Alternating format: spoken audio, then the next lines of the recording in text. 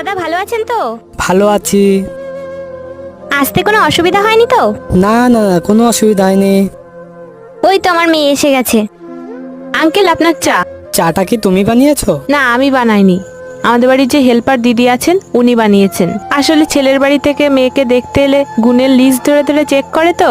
তা নাই, ঠিক আছে। তুমি তো চাকরি করো নাকি? হ্যাঁ করে, কিন্তু বিয়ের পরে ছেড়ে দেবে। না না, চাকরি করুক তাতে আমাদের কোনো অসুবিধা নেই। শুধু দুবেলা আমাদের সময় মতো খাবারটা দিলেই হবে।